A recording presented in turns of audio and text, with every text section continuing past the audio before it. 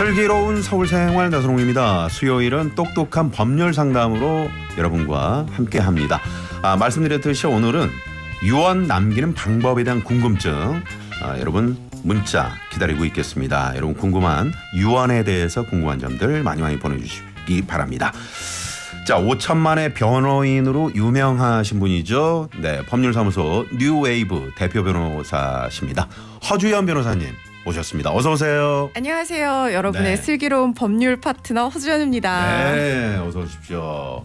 2주 전에 저희가 이제 첫 방송을 했잖아요. 네. 어떠셨어요?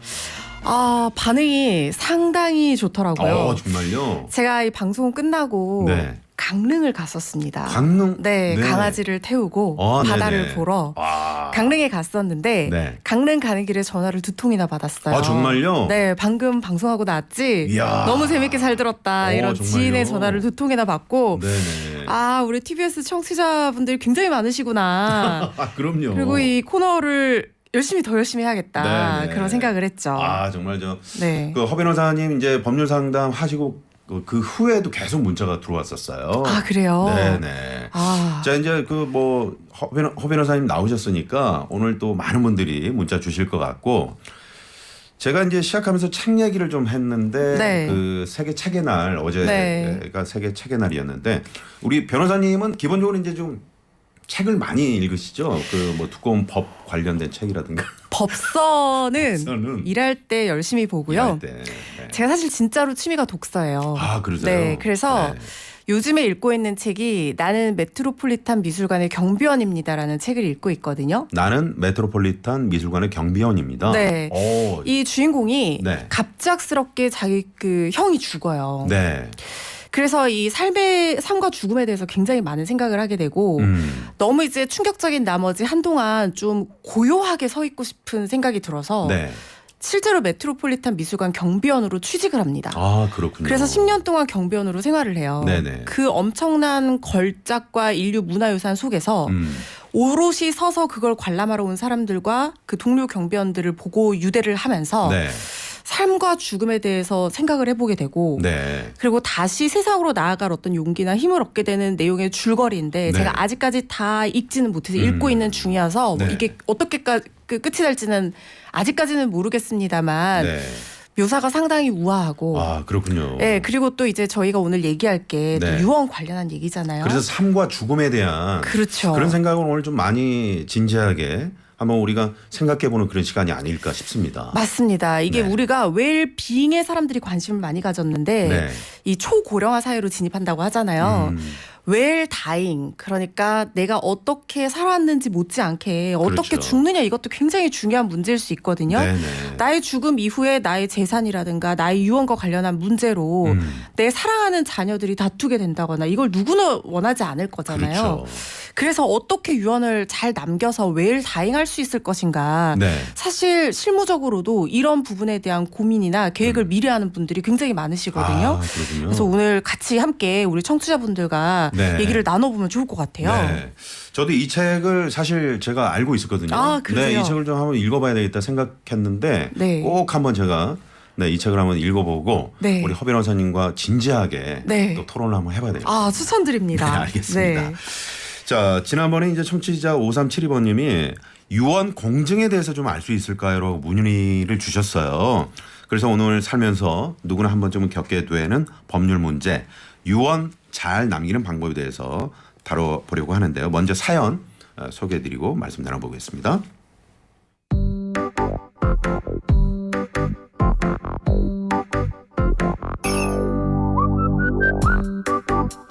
안녕하세요. 유언의 효력이 궁금해서 사연 보냅니다. 어머니가 돌아가신 후에 책상을 정리하다가 유언장을 발견했습니다. 재산의 절반을 저에게 주겠다는 내용이 자필로 적혀 있고 월까지만 기재되어 있었고요. 사인과 지장이 찍혀 있었습니다. 이것이 유언으로서 효력을 인정받을 수 있을까요, 변호사님? 네, 이렇게 사연이 들어왔습니다. 네. 요거는 어머니께서 자필로 재산의 절반을 이 사연자분께 주겠다. 네. 그리고 월까지만 기재했다고 하셨어요. 네. 이게 조금 안타까운 부분이 있습니다. 이 효력이 인정이 되게 어려워 보여요. 아, 그래요? 왜냐하면 네. 연월 일까지 써야 돼요. 아, 연월까지가 아니고 연월일까지. 그렇죠. 네. 예를 들어서 2024년 4월 이렇게만 쓰면 효력을 인정받을 수가 없습니다. 아, 그렇군요. 2024년 4월 뭐 1일 이렇게 네. 딱 일까지 써줘야 돼요. 이게 자필 증서, 그러니까 본인이 내 필체로 쓴 자기가 쓴 유언장에 가까운 이 자필 증서에 의한 유언으로 보이는데 네. 이 자필 증서에 의한 유언이 효력을 인정받기 위한 요건이 있습니다. 네. 이 유언의 방식은 여러 가지가 있는데 이 효력 요건이 각각 법률에 규정이 되어 있고요. 네. 굉장히 엄격하게 이걸 봐요. 특히 자필 증서에 의한 유언 같은 경우에는요. 네. 이 유언자가 그 유언의 전체 내용, 연, 월일, 주소, 이름까지 본인의 글씨로 직접 쓰고 도장을 찍어야 됩니다. 이걸 날인이라고 하죠. 도장을 찍어야 되는군요. 그렇습니다. 네. 직접 써야 되기 때문에 뭐 다른 사람이 대피를 해주거나 다른 사람이 불러줘서 다른 사람한테 불러줘서 그 사람이 쓰게 하는 것도 안 되고요. 네. 우리가 이제 악필이다라고 해서 컴퓨터로 작성하는 경우들이 요즘에 많잖아요. 그렇죠. 안 됩니다. 자필 증서에 자필로 써야 되는군요. 그렇습니다. 특히 유언의 작성 연월 일까지 쓰는 게 왜 중요하냐면요. 네. 유언이 정확하게 언제 성립됐는지 확인할 수 있는 시기예요. 유언장이 살아있는 동안에는 여러 번 바꿔 쓸 수가 있고 실제로 망인이 돌아가시고 난 뒤에 유언장이 여러 개 발견되는 경우가 있습니다. 네. 그런데 이거 뭐가 진짜야? 라고 물어보고 싶은데 돌아가신 분은 말이 없잖아요. 그렇죠. 그러니까 그럴 때는 작성 연월 일을 기준으로 그 선후를 결정을 하게 되거든요. 네. 가장 마지막에 작성된 유언장이 유효한 것으로 보게 됩니다. 그래서 작성 연월일을 쓰는 것이 굉장히 중요하고요. 네. 실제로 이게 분쟁이 돼서 법원의 판단을 받은 적이 있어요. 네. 그때 판례도 날짜를 특정하지 않은 경우에는 효력을 인정하지 않았어요. 심지어 이 사안에서 어떤 그 얘기가 있었냐면 네. 인감증명서가 첨부가 된 거예요. 근데 유언장이 작성된 거는 2002년 12월까지만 적혀 있었는데 네. 2005년에 발급받은 이 유언하는 사람의 인감증명서가 첨부가 돼 있고 네. 그 인감증명서 용도란에 2002년 12월 유언을 증명하기 위한 것이다라고 쓰여져 있었지만 정확하게 일자가 없다. 일자가 없다. 이거 아주 중요하군요. 그렇죠. 네. 그래서 이 일자가 없다는 이유로 결국에 그 유언이 무효라고 판단된 사례가 있어서 네. 지금 이 사연자분이 이 말씀하신 유언장은 자필 증서에 의한 유언으로는 효력을 인정받기가 어려워 보입니다. 네. 그러니까 이게 일자 빠지면 아니면 아닌 거군요. 이게 어떻게 좀 될 수 있는 게 전혀 없는 거죠. 이게 예를 들어서 이 살짝 바꾸어서 사인증여에 의한 계약으로 볼 여지가 있어요. 사인증여가 뭐냐면 네. 내가 죽으면 이 재산 너에게 줄게라고 약속하는 거예요. 네. 근데 이게 유언과 뭐가 다르냐면 유언은 일방적으로 내 의사를 죽기 전에 내가 죽은 이후에 어떻게 이 재산을 처분할 것인가에 대해서 남기는 것이라면 네. 사인 증여는 일종의 계약으로 봐요, 법률상. 그래서 내가 죽고 난 뒤에 너에게 주겠다는 계약을 상대방과 하는 거예요. 네. 그러면은 이 증여, 그냥 일반 유언이나 증여와 사인 증여에 의한 계약의 차이점은 뭐냐면 네. 계약은 상대방 당사자 의사의 합치가 있고 이게 입증이 돼야 돼요. 네. 그럼 받을 사람이 그래요, 내가 받겠습니다라는 의사의 표시를 하고 네. 그거에 대한 입증까지 있어야 된다는 거거든요. 여기 뒷부분에 좀 더 자세히 말씀드릴 텐데 이렇게 바꿀 여지가 있을지 검토해 볼 수는 있는데 네. 지금 이 상황 같은 경우에는 이 사유자, 그러니까 이 재산을 받을 분이 그렇게 했다라는 걸 입증하려는 어떤 증거나 이런 것들이 보이지는 않는 상황이거든요. 네. 그래서 작성일을 특정하지 않았다면 그렇군요. 원칙적으로 자필 증서에 의한 유언은 무효가 될 가능성이 네, 높습니다. 네. 자필로 작성해야 되고 그리고 반드시 연, 월, 일까지 정확히 작성을 하셔야 된다. 그리고 유언이 변호사님 어떻습니까? 이렇게 자필로만 남겨야 이게 효력이 있는 건가요? 아니면 뭐 다른 방법들도 있는 건가요? 이 연세 드신 분들 유언하실 때 네. 펜을 들기가 어려운 상황이 있을 수도 있어요. 그렇죠. 그래서 자필 증서에 의한 유언만 인정되는 것은 아니고요. 네. 우리 민법에는 5개의 유언의 방식을 규정을 하고 있는데요. 네. 내가 쓰는 자필 증서 그리고 육성으로 녹음하는 녹음에 의한 유언. 녹음. 그다음에 공정 증서에 의한 유언. 요거는 공증인이 입회하에 네. 증거를 남기는 유언입니다. 아, 그렇군요. 그리고 비밀 증서. 내가 네. 몰래 혼자 쓰고 싶을 때. 그리고 구수 증서. 말로만 하고 이걸 들은 증인들이 인정해주는. 받아 적는 거죠. 그렇죠. 네. 그 구수 증서에 의한 유언. 이렇게 해서 5종류의 유언 방식이 있고요. 네. 근데 이 중에 자필 유언과 공정 증서에 의한 유언이 굉장히 대표적인 방법이에요. 자필 유언장 같은 경우에는 굉장히 편하다는 장점은 있지만 네. 위조 변조되거나 누군가가 이렇게 써라고 강박하거나 아니면 누군가한테 속아서 쓸 가능성을 배제할 수 없기 때문에 그렇죠. 사후 분쟁의 가능성이 굉장히 높다는 단점이 있어요. 네.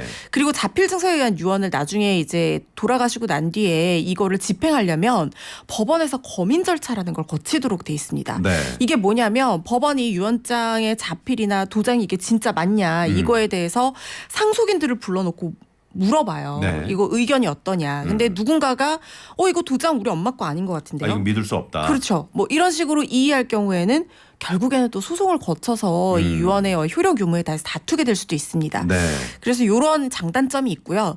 공정증서에 의한 유언이 두 번째로 많이 이제 활용하는 방식인데 사실 이 유언은 비용이 들어요. 공증인이 입회를 해야 되기 때문에 비용을 지불해야 되는데 전문 공증인이 개입을 하기 때문에 사실 요건을 굉장히 확실하게 인정을 받을 수 있는 방법이라고 가장 볼 수 있습니다. 객관적으로 인정받을 수 있는 그 유언이라면 이제 공정증서가 좀 대표적인가요? 그렇습니다. 아, 공정증서에 의한 유언이 사실 비용 부담이 생각보다 크지 않거든요. 네. 물론 재산의 규모에 따라서 달라질 수 있는데 비용 부담이 있다는 것만 제외하면 차후의 분쟁을 가장 사전에 예방할 수 있는 가장 좋은 방법이라는 생각이 들어서 저는 사실 공정증서에 의한 유언 방법을 좀 추천을 드립니다. 네, 그렇군요. 이 유언장을 작성할 때 이제 여러 가지 그 유의사항을 말씀해 주셨는데 꼭 들어가야 할 내용이 있다면 어떤 게 있을까요? 이게 각 유언 방식마다 요건이 굉장히 이제 달라요. 네. 근데 자필증서 대표적이라고 했으니까 그거부터 말씀드리면 꼭 5가지 들어가야 합니다. 네. 말씀드린 것처럼 자필로 내가 내 손으로 써야 돼요. 컴퓨터 워드 안 되고요. 그리고 유언하고자 하는 내용 자체가 법률상 그리고 사회질서상 맞는 내용이에요. 네. 빚을 나눠 가지라. 이거는 유언으로 효력을 인정을 받을 수가 없습니다. 아, 빚을 나눠 가져라. 그렇죠. 네. 그리고 반사회질서적 내용도 뭐 인정받을 수가 없어요. 예를 들어서 법률적으로 뭐 강제하거나 이행할 수 없는 내용. 네. 너는 꼭 옆집에 뭐 철수랑 결혼을 해야 된다. 이런 거 유언으로 효력을 인정받을 수가 없고요. 쓴다 해도 그렇군요. 인정이 안 되고 나 죽고 제사상에는 꼭 고기를 올려야 된다. 이것도 법률상 강제할 수 없는 내용이잖아요. 이런 것들도 효력이 인정이 그런 안 경우도 됩니다. 있나요? 뭐 가끔 이제 유언장에 보면 이제 유언장이라는 게 내가 네. 뭐 몸이 아파서 막 정말 죽음을 목전에 두고 쓰는 경우들도 그러니까 꼭 있지만 재산이 아니더라도 다른 내용이 이제 들어갈 수 있다는 그런 말씀이시죠. 쓰는 분들 많으시죠. 그렇군요. 근데 이제 그게 효력을 인정을 받지 못하는 경우가 많고 네네네. 그리고 이제 그런 거는 이 상속인들 그러니까 보통 자녀들이 되는 경우가 많은데 자녀분들이 돌아가신 분의 취지라고 생각해서 뜻을 받들지언정 이게 분쟁이 됐을 때 법률적으로 효력을 인정받기는 어렵죠. 그렇군요. 네. 그리고 말이죠. 그 이제 사인을 하는 경우가 있는데 아까 변호사님께서 이제 확실히 도장 찍어야 된다 그런 말씀하셨는데 사인은 안 되는 겁니까? 이게 그 요건 중에 작성 연월을 기재하고 주소 기재하고 이름을 쓰고 네. 그 옆에 날인을 하도록 돼 있습니다. 그러니까 도장을 찍는다는 거죠. 네. 사인은 되는데요. 사인이 결국에는 서명이잖아요. 그렇죠. 근데 유언자 이름을 쓰는 게 결국 사인입니다. 이 요건에 들어가 있는 거예요. 그리고 도장을 찍는 날인까지 해줘야 돼요. 네. 그러니까 사인만 하면 안 되고 사인하고 옆에 도장을 찍어야 된다는 얘기입니다. 네. 우리가 서명과 기명 날인을 많이 헷갈리세요. 제가 딱 정리해드리겠습니다. 네. 서명과 기명날이. 네, 서명은 뭐냐면 네. 서명. 자기가 자기 이름을 쓰는 거예요. 네. 다른 사람이 알아볼 수 있게끔 네. 내 자필로.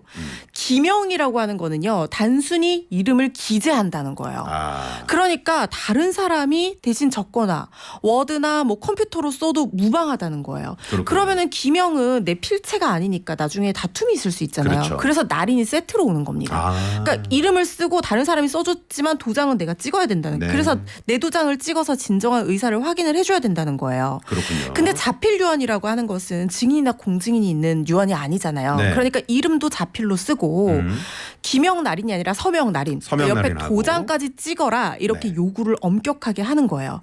그러니까 사인도 결국 서명이고 네. 자필 증서에 의한 유언은 요건이 서명 날인이기 때문에 이름을 쓰시고 옆에 도장을 찍으셔야 되는데요. 이때는 지장도 무방합니다. 아, 그렇군요. 그리고 꼭 도장이 네. 인감 도장이어야 돼요. 이렇게 물어보시는 분들이 아, 그거 있는데 궁금합니다. 인감일 필요 없어요. 그래요? 막도장도 됩니다. 막도장도. 네, 지장도 되니까요. 어쨌든 지금 도장은 찍으셔야 돼요. 0622번님이 아까 이 부분을 살짝 저희가 이제 변호사님께 말씀해 주셨는데 자필 그 유언할 때 말이죠. 불러줘서 썼는지 직접 썼는지를 어떻게 알죠? 이렇게 하셨는데. 네. 네. 그러니까 이제 불러줘서 쓴다는 거는 일종의 사기나 강박이나 다른 사람의 뜻이 그런 거 개입이 아니냐. 됐냐. 네. 그거는 사실은 상황마다 그 강박이나 사기의 여지가 있다고 주장하는 사람이 입증을 해야 되는 거죠. 네네. 예를 들어서 그러니까 뭐 본인이 이렇게 썼다고 하면 필적 감정을 하면 어차피 불러줘서 쓰거나 사기나 강박에 써도 네. 그 필적이 자기 필체로 나올 것 아닙니까? 네, 그렇죠. 그렇다면은 사기나 강박이 있다. 그래서 예를 들어서 우리 아버지가 뭐 장남이 이걸 막 압박을 해서 장남한테 재산을 다 준다고 쓴 거다. 네. 이렇게 얘기를 한다고 하면 그 어떤 정황 증거라든가 뭐 여러 가지 그런 그 사기나 강박이 있었다는 사실에 대해서 입증할 수 있는 근거가 있을 거 아닙니까? 네. 그거에 대해서 주장하는 쪽이 입증을 해야 되는 것이고요. 결국엔 이게 분쟁화된다고 하면 만약에 그걸 입증하지 못하면 그 소송은 사실은 이길 수가 없게 되는 겁니다. 그렇죠. 네. 지금 유튜브로 의견 주신 분도 계시는데 연, 월, 일까지 다 기재해야 효력이 인정되는군요. 정말 자세히 알려줘서 귀에 쏙쏙 들어와요. 이렇게. 네. 저는 남길 재산이 없어서 속상하네요. 이런 문자. 아픈 것도 없는데 정말 몸 하나뿐인데 무슨 유언을 남겨야 할지 생각해 보게 됩니다. 이렇게. 네, 문자를 보내주셨는데 오늘 이 유언에 관련된 것은 평소에 우리가 접하기 어려운 이런 법률 상식인 것 같습니다. 네, 허 변호사님께 오늘 좀 자세히 들어보는 그러면서 좀 상식으로 알아두시는 것도 좋을 것 같습니다. 네, 6067번님이 녹음은 되나요? 그러시는데 아까 녹음 말씀 녹음에 의한 유언도 가능한데요. 네. 어떻게 해야 되는지는 저희가 다 준비를 하고 있으니까 네. 끝까지 함께 해주시면 알아가실 수 좋습니다. 있을 겁니다. 네네. 자, 종소리 울리네요. 네. 반짝 퀴즈 시간이 돌아왔습니다. 네, 지금 저 많은 분들이 또 반짝 퀴즈만 이렇게 기다리신 분들이 계세요. 네, 반짝 퀴즈 푸짐한 선물 저희가 드리는 시간인데요. 자, 여기서 반짝 퀴즈 드리고 가겠습니다.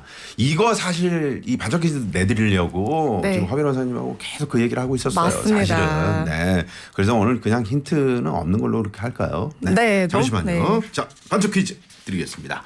자필 유언장에는 유언의 내용과 작성일 그리고 주소, 성명을 직접 쓰고 도장을 찍어야 하는데요. 이때 도장 대신 사인을 해도 된다. 맞으면 O, 틀리면 X입니다. 네. 도장 대신 사인을 해도 된다. 맞으면 O, 틀리면 X. 네, 짧은 문자 50원, 긴 문자 100원. 샵에 0951번. TBS 앱은 무료입니다. 네. 그럼에도 불구하고 우리 허주현 변호사님께서 아니에요. 그래도 힌트를 좀 드리고 싶어요. 이런 지금 눈빛으로 저를 쳐다보고 계시는데 네, 힌트를 주십시오. 성명을 직접 쓰고 사인을 한다? 네. 우리가 사인 이렇게 막 휘리릭 멋있게 하는 거라고 생각하시는데요. 네네. 성명을 쓰는 게 결국 사인입니다. 아. 그럼 성명을 쓰고 또 뭔가를 해야 되겠죠? 그렇죠. 네, 거기까지요. 네. 아우, 큰일 날 뻔했네요. 답을 지금 네, 말씀하실 뻔했는데 네. 맞으면 O, 틀리면 X. 네, 도장 대신 사인을 해도 된다. 네. 자, 여러분 문자 정답 많이 보내주시고 또 궁금한 점 있으면 같이 이렇게 함께 보내주시기 바랍니다. 지금 보니까 이렇게 힌트가 좀 약했나요? 지금 오답이 좀 많이 들어오고 있는데 말이죠, 변호사님. 아, 네. 그래요? 네네. 뭐 그럴 수 있다고 봅니다. 네. 그럼 잠시 후에 또 저희가 수정도 해드리고요. 네. 그렇습니다. 자, 계속해서 유언에 관련한 궁금증들 허주현 변호사님과 함께 알아보도록 하겠습니다. 뭐 아까 저 여러 가지 꼭 필요한 것들 이러한 것들이 들어가야 된다 말씀하셨는데 이거 어떻습니까? 예를 들면 아버지가 생전에 재산을 아들에게만 주겠다고 말씀을 하셨어요. 그러면 이건 아버지가 사망한 후에 유언으로서 효력이 없는 거네요. 자, 요게 말씀만 하셨어요. 네. 말씀만 하셨다고 하는 것은 사실은 아무 힘이 없을 가능성이 높습니다. 아, 그렇군요. 차라리 생전에 이 아들에게 증여 형태로 명의를 아예 재산을 다 이전해 줄 수 있는 것이 낫고요. 네. 말로만 다 줄게 이건 소용이 없고 단순히 그런 대화를 녹음해 두는 것도 요건을 갖추지 않는다고 하면 유효한 유언으로 인정받기가 어렵습니다. 왜냐하면 네. 말씀드린 것처럼 유언으로서 인정받기 위해서는 굉장히 엄격한 요건들이 있고 그 요건들이 다 지켜져야 되는 거거든요. 다만 아까 잠깐 언급했던 사인 증여에 대한 계약으로 해석할 여지가 있는지는 판단할 필요가 있어요. 네. 근데 이거는 단순히 어떤 일방적인 행위인 증여나 유언이 아니라 사인 증여 내가 죽으면 주겠다라고 의사를 한번 물어보고 그럼 네. 너 받을 거니? 라고 해서 그 받을 사람이 네 받겠습니다라고 하는 계약이 성립이 돼야 된다고 그 계약 말씀드렸잖아요. 성립하는 것도 구체적인 계약서가 존재해야 되는 거죠. 계약서가 있으면 제일 좋고요. 네. 설령 그게 아니라고 하더라도 녹음이라도 해서 녹음이라도. 왜냐하면 계약은 유언만큼 요건이 엄격하지는 않으니까요. 입증할 네. 수 있는 근거만 있으면 인정받을 여지도 있고 계약은 구두로도 성립을 하는 거거든요. 네.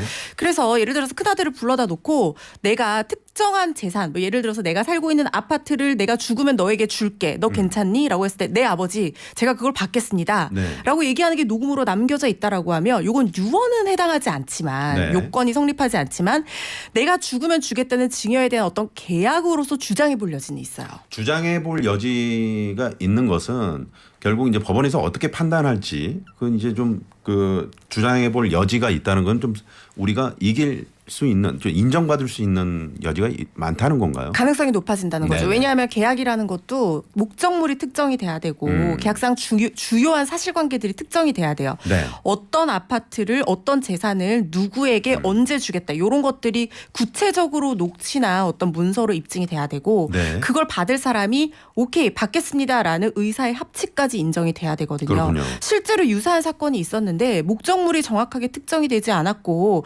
그 받을 사람이 알겠습니다라고만 말하는 걸로 봐서는 네. 특정한 그 재산을 받겠다라는 의사의 합치가 인정이 되지 않는다라고 해서 그 녹취가 있었음에도 불구하고 사인증에 의한 계약으로 인정받지 못했던 사례도 있어요. 그렇군요. 그러니까 요 녹음 내용을 좀 정확하게 계약으로 볼 수 있는지는 확인할 필요가 있는데 어쨌든 유언은 아니더라도 계약으로 인정받을 여지는 열어놔야 된다. 이렇게 네. 말씀을 드리고 싶습니다. 자, 지금 조금 전에 반짝 퀴즈 내드렸는데 오늘도 역시 O와 X 엄청나게 갈리고 있습니다. 네, 정말 지금 뭐 한 60대 40 또 50대 50 뭐 이 정도로 네. 6878번님이 사인은 안 됩니다. 아니 그 방송 안 들으신 거예요, 여러분? 이러시면서 서명 날인 도장 필요합니다. 수고하세요, 나선욱 씨. 네, 하 변호사님 이렇게 보내주셨고 1387번님은 사인을 해도 되죠. 인정된다고 생각합니다. 좋은 정보 감사해요. 이렇게 네, 문자를 보내주셨습니다. 사인해도 되죠. 근데 사인만 해서는 네, 알겠습니다. 네, 알겠습니다. 답을 계속 말씀하실 것 같아요. 네, 여기까지. 네. 자, 8883번님. 8883번님. 네, 올림픽대로 하남에서 김포 쪽 방화대교 아래 4차로 화물차 고장나 서 있습니다. 주의운전 바란다고 네, 문자 보내주셨고요. 자, 반짝 퀴즈 자필 유언장에는 유언의 내용과 작성일, 주소, 성명을 직접 쓰고 도장을 찍어야 하는데요. 이때 도장 대신 사인을 해도 된다. 맞으면 O, 틀리면 X, 짧은 문자 50원, 긴 문자 100원, 샵에 0951번, TBS 앱은 무료입니다. 선물 많이 준비하고 있습니다. 네, 수요일 이 시간 법률상담, 똑똑한 법률상담 해드립니다. 오늘은 유언에 대해서 알아보고 있습니다. 법률사무소 뉴웨이브 대표 변호사 허주현 변호사님과 함께 하고 있습니다. 허주현 변호사님 워낙 말씀 잘하시고 그러셔가지고 오늘 너튜브 저희 보이는 라디오 하고 있거든요. 이쪽으로 상당히 많은 분들이 들어와 계시네요. 네, 손 한번 들어주시고요. 안녕하세요. 네, 안녕하세요, 여러분. 반갑습니다. 네, 변호사님이십니다. 네. 자, 오늘 유언 관련해서 알아보고 있습니다. 아까 그 공정증서에 대한 거기 이 공정증서로 남기는 유언이 가장 효력이 있다 그런 말씀 네. 해주셨는데 조금 자세하게 알려주시겠습니까? 변호사인 공증인 앞에서요. 네. 유언을 말로 하면요. 공증인이 이걸 필기하고 사람들 앞에서 낭독을 해요. 이 네. 사람들은 누구냐? 증인 2명입니다. 2명이 꼭 필요해요. 네. 이걸 증인 2명이 맞다라고 확인을 하고 각자 서명을 하거나 이름을 누군가가 쓴 거에 옆에 도장을 찍는 이 기명 날인을 하면 완성이 되는데 네. 비용이 든다고 말씀드렸잖아요. 네. 재산 가액에 따라 다른데 20억 기준으로 최대 300만 원 정도예요. 네. 그러니까 엄청나게 300만 원이 비싸긴 하지만 재산에 비해서 완전 고액은 아니잖아요. 그래서 비용이 조금 든다고 하더라도 확실한 유언을 하고 싶다면 공정증서에 의한 유언이 도움이 될 것 같고요. 네. 그리고 또 여러 가지 유언의 방법이 있는데 녹음에 의한 유언. 녹음. 요즘에 왜냐하면 스마트폰으로 녹음 그렇죠. 많이 하시거든요. 네네. 촬영을 할 수도 있고요. 그렇죠. 동영상도 녹음에 준해서 판단이 될 수 있는데 네. 육성으로 유언의 취지와 이름, 연월일을 구술을 하고 이걸 녹음을 합니다. 네. 한 가지 더 필요한데 증인이 있어야 돼요. 네. 증인이 유언이 정확하다 그리고 내가 누구다 이름을 구술하면 되고요. 네. 그러면은 효력을 인정을 받을 수가 있고 네. 자 그리고 유언장을 썼는데 나만 알고 싶다. 음. 비밀로 작성하는 방법도 있습니다. 네. 비밀 증서에 의한 유언인데요. 유언 내용과 성명을 유언서에 적는데 자필이 아니기 때문에 누가 대필해도 무방하지만 비밀로 하고 싶으니까 혼자 자필로 쓰는 경우가 많겠죠. 네. 그리고 나서 이 유언서를 엄봉 날인해야 됩니다. 엄봉이라고 하는 것은 이걸 훼손하지 확인하지 않고는 개봉할 수 없을 정도로 굳게 밀봉하는 걸 얘기를 하고요. 네. 밀봉하는 경우에 도장을 꽝 찍어요. 그리고 이 밀봉된 유언서를 증인 2명한테 보여주고 확인을 받고요. 네.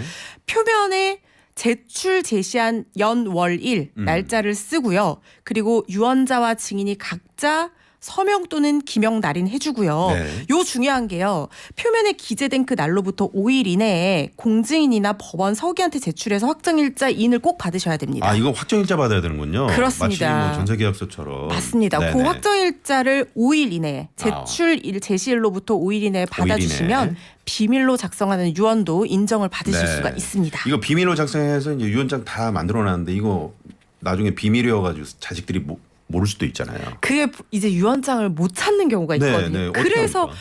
그래서 공정증서에 의한 유언이요. 그래서 이게 지금 자필이나 뭐 비밀이나 녹음은 발견이 안 되는 경우가 있어요. 아, 그래요? 그래서 공정증서에 의한 유언은 공증인이 유언장 보관을 하니까 네네. 공증인이 있잖아요. 그렇죠. 그리고 비밀에 의한 유언도 증인이 어차피 있기 때문에 증인이 얘기를 하게 돼서 발견이 되는 경우들도 있습니다. 네네. 구수증서라는 게 있는데 이게 구수증서는 아까 말씀하셨듯이 받아 적는 건데 네. 구체적으로 어떤 분들이 이렇게 하나요? 구수증서에 의한 유언은요. 이 모든 방법들이 이 유언으로 하기 어려운 네. 그런 아주 위급하고 아주 뭐 긴박한 병석에 상황. 누워 계시거나. 그렇죠. 네. 그럴 때 보충적으로 인정되는 방법이에요. 그렇군요. 예외적으로. 네. 증인 2명이 꼭 필요합니다. 유언 내용을 유언자가 한 명한테 말하고 그 내용을 필기 낭독해서 유언자 증인이 정확하다 이렇게 승인한 뒤에 각자 서명이나 기명 날인을 하고요. 네. 요때는 급박한 사유가 종료한 날로부터 그러니까 유언 작성일이 되겠죠. 보통 그때부터 일주일 이내에 네. 가정법원에 가서 검인 신청을 꼭 하셔야 돼요. 아, 그렇군요. 확정일자 가정법원에. 받듯이 네. 네, 검인 신청을 해서 받아 놓으시면 구수증서에 의한 유언도 인정을 받으실 수가 있습니다. 그렇군요. 자, 두 번째 사연 만나봅니다.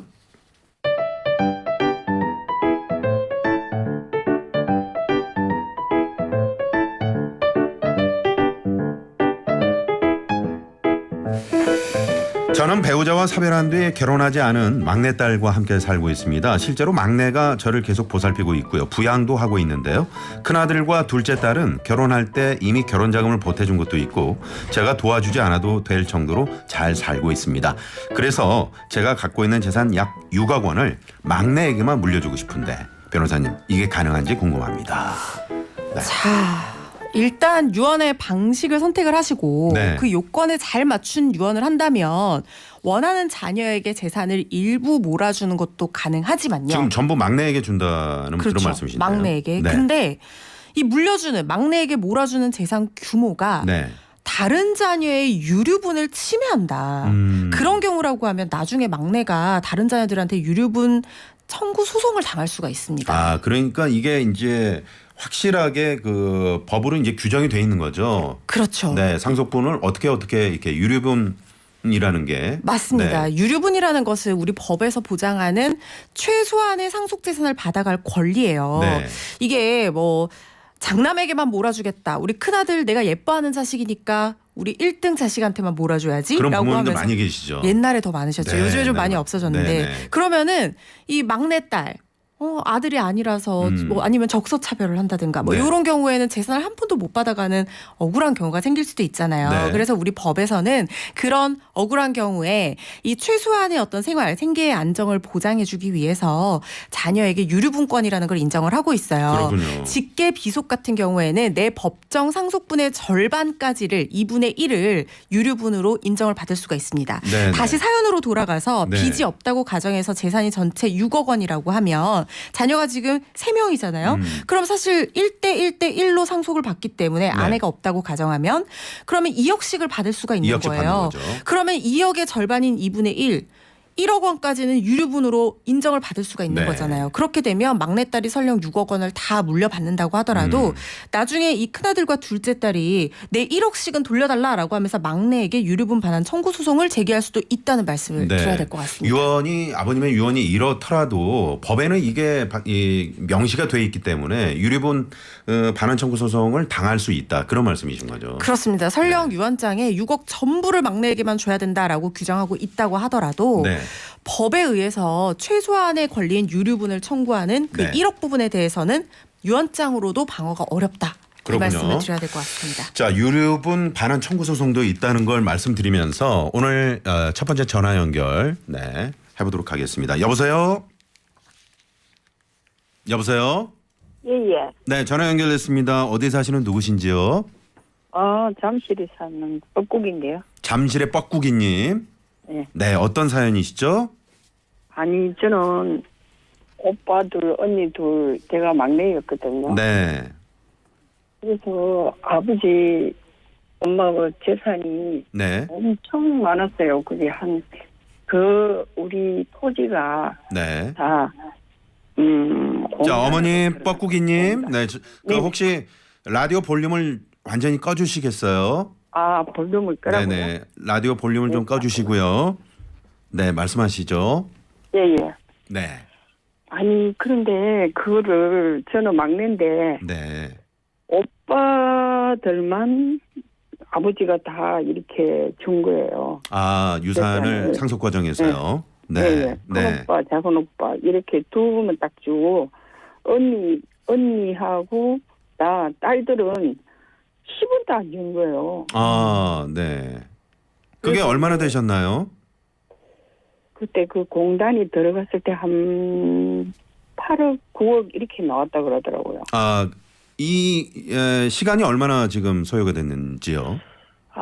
그거 된 지는 한 10년, 15년 이렇게밖에 안 됐거든요. 아, 그렇군요. 네. 네, 잠시만요. 허 변호사님 어떻습니까? 이렇게 지금 상당히 시간이 흘렀는데요. 네. 아버님이 이제 오빠들에게만 재산을 이렇게 물려주시고, 네. 그래서 지금 좀 하소연하시는 그런 전화 사연이신데 네. 어떻습니까? 이게 이제 그 유류분 반환 청구를 할 수 있는 전형적인 사례라고 볼 수 있죠. 그렇군요. 우리 뻐꾸기님이 자녀가 5명 중에 이제 막내분이라고 하셨는데 네, 아버님이 8억에서 9억 상당하는 재산을 큰 오빠와 둘째 오빠에게만 물려주시고 네. 딸들은 하나도 못 받으셨다고 했잖아요.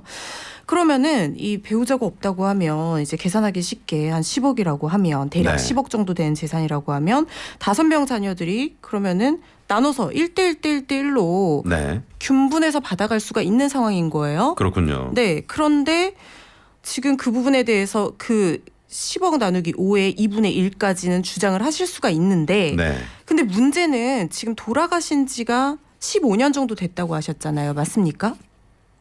뻐꾸기님. 아니 재산 분배가 15년 좀 됐고 네. 그러니까 아버님 오빠가 돌아가시는 지는 얼마나 됐습니까? 아버지 돌아가신 지는 꽤 많이 됐지. 한 20년. 아, 네. 근데 그러니까 아버님이 돌아가셨을 때 상속이 됐을 거 아니에요, 뻐꾸기님. 예. 예, 그러면은 상속된 지는 지금 20년이 지난 거잖아요. 예. 그렇죠. 원래는 2억의 절반인 1억씩은 청구를 할 수가 있었는데 대략. 예. 근데 기한이 있습니다. 아, 기한이 있군요. 유류분 반환 청구 시점 청구 소송을 할 수 있는 시효가 있어요. 네. 이게 증여를 안 날로부터 1년 안에 하셔야 되고요. 아, 그렇군요. 상속 개시일로부터 10년 안에 하셔야 돼요. 아, 그러면 지금 20년이 되셨는데 그렇죠. 10년이 지나버렸네요. 그러니까 상속 개시일이 결국에는 돌아가신 시점이라는 거니까 네. 20년 전에 돌아가셨다고 하면 지금은 유류분 반환 청구권을 행사하실 수 있는 시효가 도과된 상태다. 아. 이렇게 보셔야 될 것 같습니다. 네네. 그렇구나. 아니 전혀 이런 그 어떤 얘기가 주변에 없었나요, 우리 뻐꾸기님? 있었는데 네. 그냥 잘 먹고 잘 살으라고 그냥 포기했어요, 제가. 너무 안타까운 사연이네요. 네. 네네네. 우리 민법에서는요, 이 대원칙이 있는데 권리 위에 잠자는 자를 보호하지 않는다는 원칙이 있어요. 그러니까 우리 그 뻐꾸기님이 좋은 마음으로 그냥 오빠들한테 재산을 양보를 하셨지만 네. 이게 지금 시간이 20년이나 지났는데도 마음 아프게 생각이 난다는 거잖아요. 그렇죠. 이뭐 액수가 중요하다기보다는 나도 딸로서 아버님에게 다한 도리가 있는데 이 부분이 조금 속상하시다 이런 네. 부분인데 그 권리를 행사를 하셨어야지 권리를 인정을 받을 수가 있는 그런 부분이 있기 때문에 네. 지금으로서는 주장하기가 법적으로는 좀 어렵다는 생각이 네. 듭니다.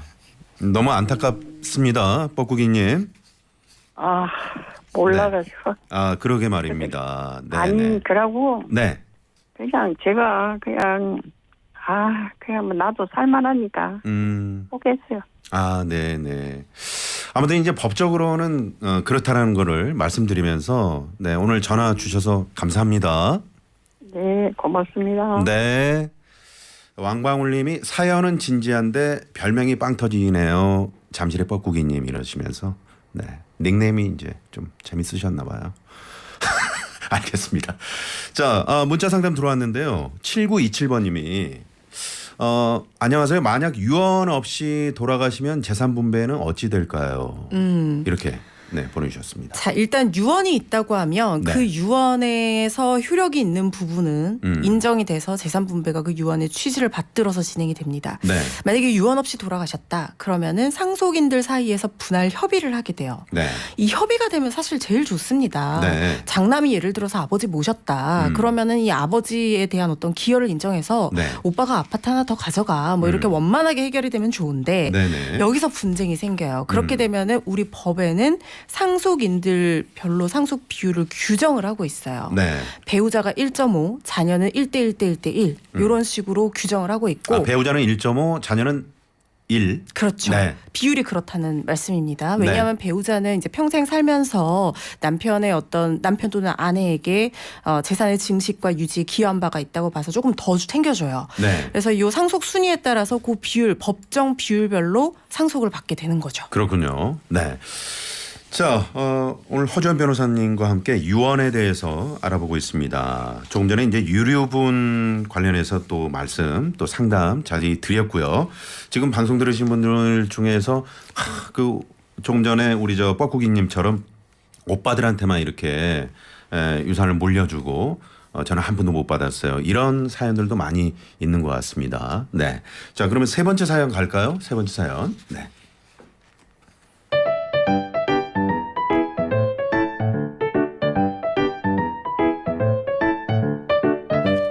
치매인 아버지가 정신이 온전한 정신으로 돌아왔을 때 유언장을 남기셨습니다. 얼마 후에 아버지가 세상을 떠났고 연락이 끊겼던 오빠가 찾아왔습니다.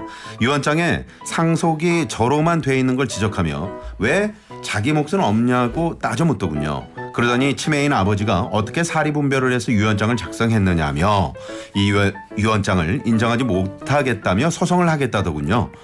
이 유언 정말 효력이 없을까요? 네, 이런 사연입니다. 네. 그러니까 그동안 통 연락 없던 오빠가 나타나서 네. 아버지가 돌아가시고 나서 말이죠. 이거 무효다. 이렇게 주장을 하는데 이거 어떻습니까? 자, 일단 평소에 아버지를 돌보지 않았던 오빠가 이런 얘기를 하면 네. 조금 이제 아버지를 돌봤던 이 자녀들 입장에서는 좀 속상할 수 있는데 그렇죠. 유언장이 법에 정해진 형식을 갖췄다고 해서 무조건 유효한 것은 아니고요. 네. 유언을 할 당시에 의사 능력이 있어야 됩니다. 그러니까 유언이라는 법률행위의 의미를 이해하고 스스로 결정할 수 있는 상태여야 한다는 건데 네. 지금 오빠가 얘기하는 거는 치매 환자니까 이런 의사 무능력 상태다 이렇게 주장하고 있는 걸로 보이거든요. 네. 그런데 고령이나 치매 환자라고 해서 무조건 의사 무능력자로 평가받는 것은 당연히 아니고요. 네. 중요한 거는 유언할 당시의 상태가 어땠냐. 병의 진행 정도로 봐서 유언이 취지를 내가 이해를 하고 네. 그리고 내 유언의 법률적인 의미가 뭔지 식별할 수 있는 능력이 있는지 살펴봐야 돼요. 네. 근데 이건 단순히 의학적 판단에만 의존하는 것이 아니라 네. 유언 당시 질병 상태나 병증 정도, 유언 내용 당시 상황, 재산 받는 사람과의 관계 이런 것들 종합적으로 고려해서 판단을 하고요. 네. 특히 그렇기 때문에 유언 당시 의료 기록이 뭐 치매 상태가 있긴 했지만 어느 정도 경증이다. 뭐 아주 요런 중요하겠군요. 그렇게 그렇죠. 입증하는 것이 말이죠. 그렇죠. 네. 그런 의료 기록이 있다라고 하면 유언을 할 당시에 뭐 모습이 녹화가 됐는데 그때 뭐 굉장히 사리 분별을 잘하는 모습이 같이 나온다든가 네. 뭐 이런 경우라고 하면 그 유언의 효력을 치매 환자라고 해도 인정받을 수 있기 때문에 그 상태 유언을 할 당시에 이 아버지의 상태가 어땠느냐가 중요하고 그렇군요. 그걸 어떻게 입증할 수 있는지가 관건일 것 같습니다. 네. 자, 지금 전화 한 통 더 안 받나요? 네네. 자, 그렇다면 말이죠. 이게 지금 갑자기 이 오빠가 나타났단 말이죠. 네. 그런데 이제 아버님은 내가 다 모셨고 그동안 이 이렇게 우리나라의 효도한 자식들을 위한 법도 있지 않나요? 변호사님 어떻습니까? 그렇죠. 그게 이제 말씀하신 게 바로 기여분 제도라는 건데. 기여분 제도. 근데 이게 가족 간에 상식적으로 응당해야 될 도리를 넘어서서 오랜 시간 굉장히 지속적으로 남다른 희생을 하거나 뭐 간호를 하거나 모시면서 부양하거나 이런 식으로 더 특별한 기여를 해온 자녀, 상속인이 있을 경우에는 그 헌신한 부분을 상속분에서 가산해서 더 재산을 많이 받게 해주겠다 이거거든요. 그렇군요. 그런데 실무상 이게 단순히 동거하거나 간호하는 정도로는 부족하고요. 네. 개인 자산을 뭐 병원비를 다 댔다라든가 아니면 내 직장까지 그만두고 모시면서 부양했다든가 이런 아주 특별한 기여가 있고 이게 입증이 돼야지 입증이 돼야 되는군요. 결국 모든 법률 문제는요. 그렇죠. 입증의 문제로 기결이 네, 되거든요. 그래서 뭐 모실 때 사진을 찍었다든가 직장을 그만둔 상황을 뭐 다 입증을 할 수가 있다라든가 병원비를 지불했다면 그 진료 비지급 내역이라든가 영수증, 네. 신용카드 전표 이런 것들도 다 하나하나 모아서 제출을 하시면 그렇군요. 기여분으로 인정받을 가능성도 있습니다. 네, 아마 이런 그 댁들이 많이 있으실 거예요. 그래서 이런 입증 그 할 수 있는 서류들을 잘 준비하셔야 된다는 거. 자, 전화 연결합니다. 여보세요? 여보세요. 네. 자, 어디 사시는 누구신지요? 예, 경기도에 사는 K씨라고만 해둘까요? 네, 경기도의 네. K님. 네, 어떤 사연이신지요? 아, 예, 얼마 전에 아버지가 유언장을 작성을 하셨는데요. 네. 예, 부동산이 번지수가 막 이렇게 흩어져서 여러 군데가 있어가지고 네. 자식들한테 이제 평상시에 여기는 네가 갖고 여기는 내가 갖고 뭐 이렇게 하신 거를 네. 이제 아들이 대신 종이에다 쓴 거를 네. 아버지가 그거를 이제 본인이 생각이시니까 옮겨서 적으셨어요. 네. 번지수를 다 기억을 못 하시니까 네. 문제도 많으시고 그래도 되나 싶어가지고요. 아, 그래도 유효한지 유언 작성을 이렇게 하셨는데 이게 네. 효력이 있는지 지금 궁금하신 거죠? 네. 그렇죠. 뭐 이제 다른 조건은 뭐 날짜 뭐 다 갖추셨고요. 서명, 뭐 이런 건 다 찍었고요. 예. 알겠습니다. 네. 그 이게 지금 자필 증서에 의한 유언으로 볼 수 있을 것 예. 같거든요. 그러니까 예. 아버님이 번지수를 기억하지 못해서 아들이 적어준 번지수를 보고 본인의 의사에 따라서 그걸 자필로 기재를 하셨고 네. 그 외에 작성 연월일이라든가 뭐 서명 날일이라든가 이런 건 다 요건을 갖추셨다는 말씀이신 거잖아요. 맞습니다. 근데 이게 지금 아버님이 이 부동산 번지수를 아들이 쓴 걸 보고 적었다는 게 혹시 문제가 될까 걱정하시는 거잖아요. 네네. 네. 근데 그거는 그 정도는 크게 걱정 안 하셔도 될 것 같아요. 왜냐하면 그래요? 그렇다고 해서 뭐 아버지가 자신의 뜻에 반해가지고 그렇죠. 쓴 게 아니라 이 번지수를 살짝 헷갈리시니까 그 네. 부분에 의해서 이제 아들이 좀 명시적으로 보여주시고 쓴 부분이기 때문에 어쨌든 그 부동산을 어떻게 분배할 건지에 대해서는 아버님이 정확하게 의사 능력 있는 상태에서 판단하셔서 자의로 쓰신 건 맞지 않으십니까? 그렇죠? 예, 그렇죠. 네. 그렇다고 하면 자필 증서에 의한 유언으로 효력이 있을 것 같고요. 네. 너무 걱정하지 않으셔도 될 것 같습니다. 네. 네. 알겠습니다. 네, 답변이 잘 되셨는지요? 네네. 아주 잘 됐습니다. 네. 평소에 아주 감사하게 듣고 있습니다. 감사합니다. 네. 네. 감사합니다. 전화 고맙습니다. 예, 고맙습니다. 네. 자, 이렇게 해서 지금 저희가 이제 시간이 좀 부족해가지고 말이죠. 네. 퀴즈 정답을 발표하도록 하겠습니다. 반짝 퀴즈.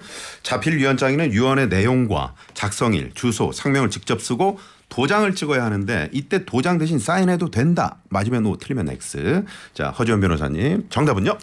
X입니다. X. 네. 지금 보이는 라디오에 허 변호사님께서 이 X라는 장면을 보셨어야 되는데. 네, X입니다. 네. 서명하시고요. 꼭 막도장이든 지장이든 상관없지만 도장 찍으셔야 된다는 거 기억하셔야 됩니다. 그렇습니다. 저희가 이제 선물 받으실 분들은 당첨자 명단 홈페이지 저희 홈페이지에 올려놓도록 하고요.